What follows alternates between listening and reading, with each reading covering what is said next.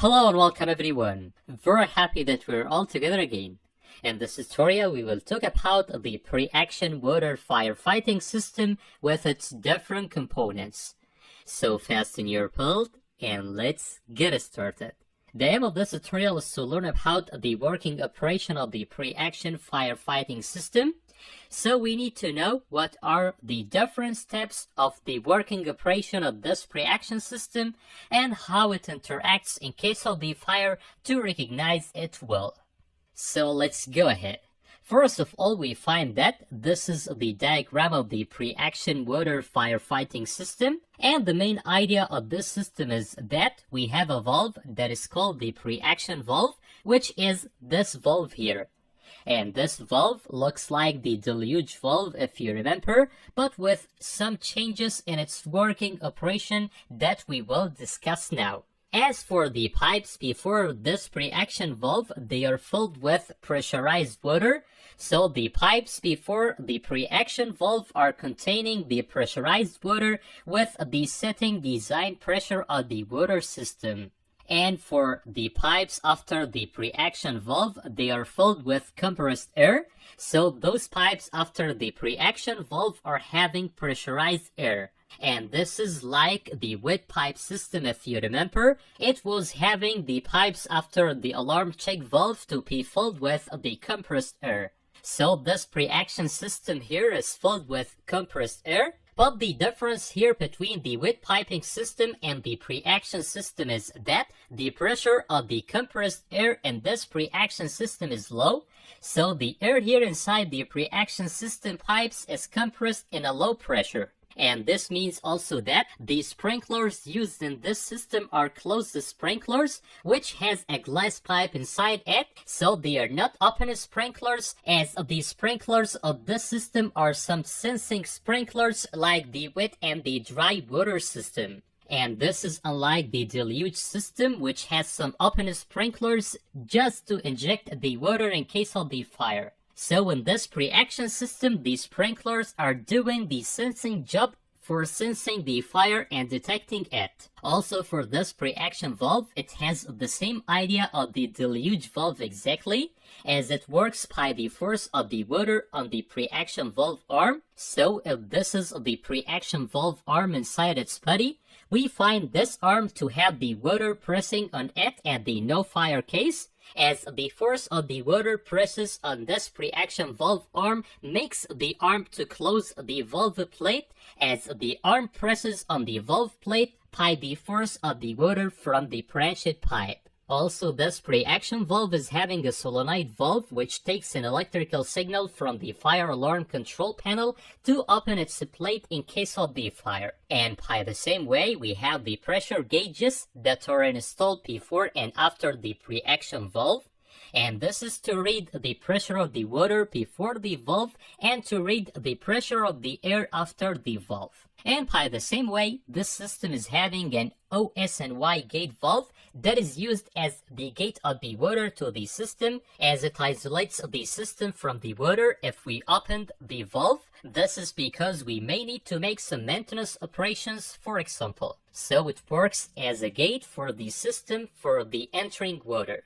Alright, now for the air system above this pre-action valve, we find that we have a pressure switch that is installed above the pre-action valve, and this pressure switch is used to ensure the pressure of the air above the valve, as in the fire case there will be a leakage in the compressed air above the valve. So if the air pressure decreases, this is an indication that one sprinkler is broken, for example, in case of the fire, or there is a small decrease in the air pressure, and this will be an indication that there is a leakage in the pipes, for example. So we need to run the air compressor to increase the air pressure inside the pipes to the setting limit. And for this purpose, we use an air compressor also in the pre-action system, exactly like the dry pipe system. Now for the principle of working of this pre-action system, it has a very important idea in its working operation, which is that it doesn't work to inject the water towards the fire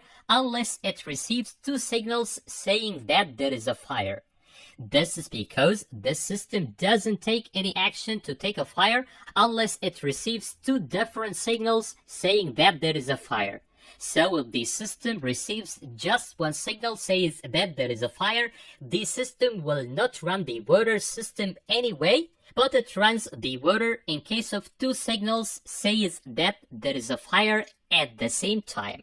For example, if a fire alarm smoke detector senses that there is a fire, it will send a signal to the fire alarm control panel. And in this case, the fire alarm control panel will not send any signal to the solenoid valve to open its gate for injecting the water inside the riser pipe. But the fire alarm control panel at this case will wait for another signal that is coming from the pressure switch that measures the air pressure on the riser pipe. As in case of the fire alarm panel receives just one signal from the fire smoke or heat detectors, it will not energize the water pump anyway. And the inverse is right, as in case of the sprinkler glass pulp explodes by mistake, for example. In this case, there will be an air leakage from the exploded glass pulp. Hence, the pressure of the air inside the pipes will decrease, so the pressure switch will send a signal to the fire alarm control panel that there is an air leakage or there is a fire. But at this case, the fire alarm control panel will not send any signal to the pre-action valve to open it or to open the water gate anyway, as it will wait until receiving a second signal from the fire alarm detector that there is a fire. So what we wanted to say is that this pre-action system main job is to ensure that there is a real fire case or not to run the water system to inject the water inside the place by mistake in case of a wrong detection of the fire. And this is, as we said, by receiving two signals at the same time, as the fire alarm control panel receives a signal from the smoke detector that there is a fire, and it receives a second signal from the pressure switch that the air pressure inside the pipes is decreased due to a leakage air due to a sprinkler glass pulp explosion, as this sprinkler senses that there is a fire now. So, in this case, the fire alarm control panel will send a signal to the solenoid valve to open its gate, hence the pre-action valve will be released to inject the water inside the riser pipe for the water to reach the exploded sprinkler to inject the water towards the fire. So that's how the pre-action water firefighting system is working.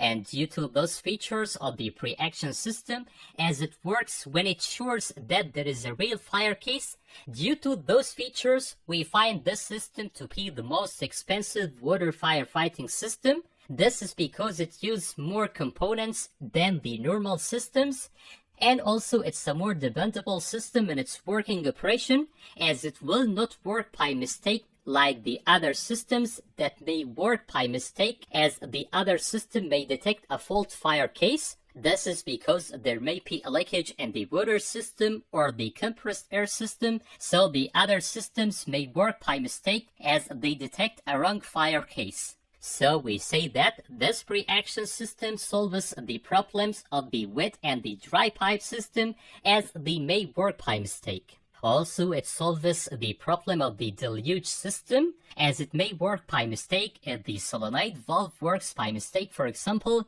as in this case all of the system will be injected with water, but this is a wrong working operation or there is no real fire case. And for those reasons, we use this pre-action system in the sensitive applications that we need to avoid running the system by mistake, like the banks, for example, or the operating rooms in hospitals. So at those sensitive systems, we need to ensure that there is a real fire case to run the water system.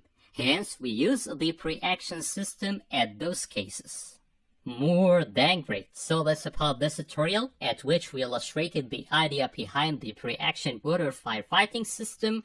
Hope that's it right now. Thank you for watching and see you next tutorials.